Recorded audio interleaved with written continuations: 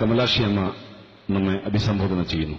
ബഹുമാന്യരായ ജനപ്രതിനിധികളെ, എന്റെ വാത്സല്യനിധികളായ എന്റെ പൊന്നു മക്കളെ,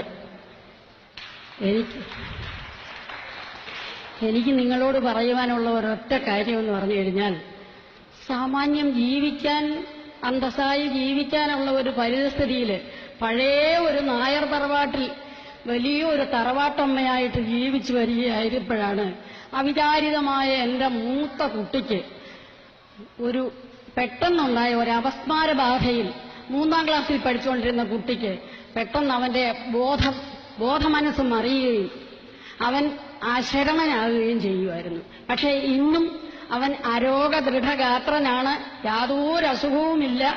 കണ്ണി കാണുന്ന എല്ലാ ഈ മലപ്പുറത്തിന്റെ ഇഷ്ടവിഭവമായ ചിക്കൻ ഞങ്ങൾക്ക് വർഗ്യമാണത്. പക്ഷെ മോന് ചിക്കനും ബിരിയാണിയും മതി, അവൻ കഴിക്കും. എന്നാലും അവന് യാതൊരു അസുഖവുമില്ല.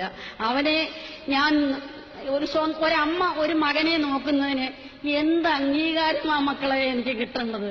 അതെന്റെ കടമയല്ലേ, ഒരമ്മയുടെ കടമയല്ലേ അത്?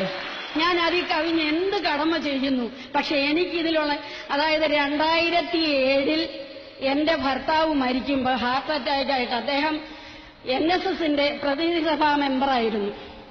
അപ്പൊ ആ അടിയന്തത്തിൽ അങ്ങനെ സാമാന്യം ബഹുജനങ്ങളുമായിട്ട് വളരെയധികം അടുപ്പത്തിൽ ഞാൻ സാമൂഹ്യമായ എല്ലാ പ്രവർത്തനങ്ങളിലും ഏർപ്പെട്ട് മകന്റെ വിഷമം അറിയാതിരിക്കാൻ അവനെയും കൊണ്ട് എല്ലാ സാമൂഹ്യ മണ്ഡലങ്ങളിലും ഇറങ്ങി പ്രവർത്തിക്കുന്ന ഒരു അമ്മയായിരുന്നു ഞാൻ. എന്നെ എന്റെ മകൻ ഭർത്താവ് മരിച്ചു കഴിഞ്ഞപ്പോൾ വന്ന് വിളിച്ചപ്പോൾ എനിക്ക് വളരെ വിഷമം തോന്നി. അനാഥനായ എന്റെ മകനെ ഓർത്ത് എന്റെ വാത്സല്യനിധിയായ എന്റെ പുത്രൻ വന്ന് എന്നെ വിളിച്ചു കഴിഞ്ഞപ്പോൾ ഞാൻ മലപ്പുറത്തേക്ക് വന്നു.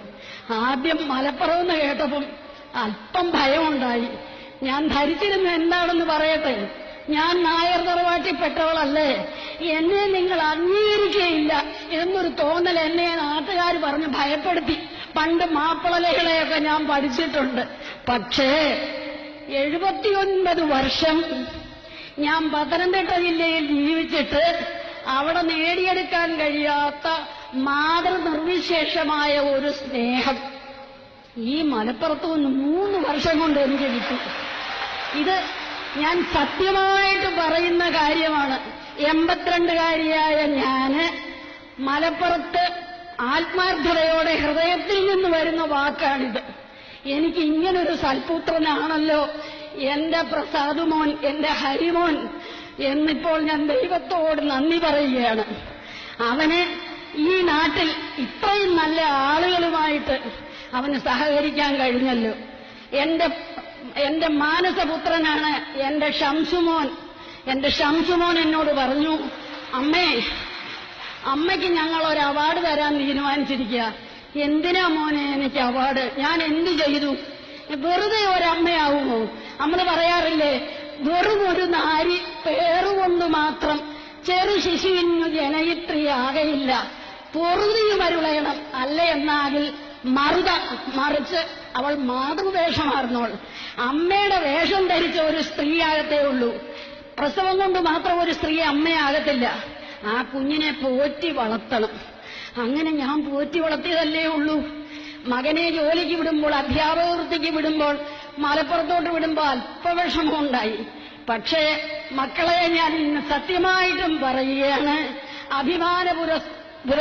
അഭിമാനമായിട്ട് ഞാൻ പറയുകയാണ്, എന്റെ മകൻ കാടിക്കുഴിയിലേക്കല്ല വന്നത്. ധാരാളം സുഹൃത്ത് ബന്ധങ്ങൾ അവന് നാട്ടിലെ പോലെ തന്നെ ഇവിടെയുമുണ്ട്. മക്കളെ ആഭിജാത്യമല്ല, കുടുംബമല്ല, സ്വത്തല്ല വലുത്, സ്നേഹമാണ്. ഇവിടെ ജാതിയില്ല, ഇവിടെ ജാതിയേ ഇല്ല, ഇവിടെ മതമില്ല. സത്യം ഞാൻ പറയുകയാണ്, ഞാൻ ഇത്രയും ഒരിക്കലും പ്രതീക്ഷിച്ചില്ല. എനിക്ക് കോട്ടക്കുന്നിൽ നടക്കാൻ ചെന്നപ്പോ എന്റെ മോൻ പ്രഭാത സവാരിക്ക് എന്നെ കൊണ്ടുപോകും. അങ്ങനെ പ്രഭാത സവാരിക്ക് കൊണ്ടുപോയി കഴിഞ്ഞുള്ള ബന്ധമാണ് എനിക്ക്. ഞാൻ എല്ലാവരുടെ അമ്മയാണ്. എന്റെ മുമ്പിലിരിക്കുന്ന ശ്രീ ഉദയകുമാറിന്റെ വരെ അമ്മയാണ് ഞാൻ. എന്റെ ഷംസുമോൻ, എന്റെ പ്രിയപ്പെട്ട പുത്രൻ, എനിക്ക് ഓരോരുത്തരുടെയും പേരെടുത്തു പറയാൻ എന്റെ പ്രായം കൊണ്ട് എനിക്ക് ഓർമ്മ നിൽക്കത്തില്ല. എനിക്ക് ഒരുപാട് മക്കളുണ്ട് അവിടെ.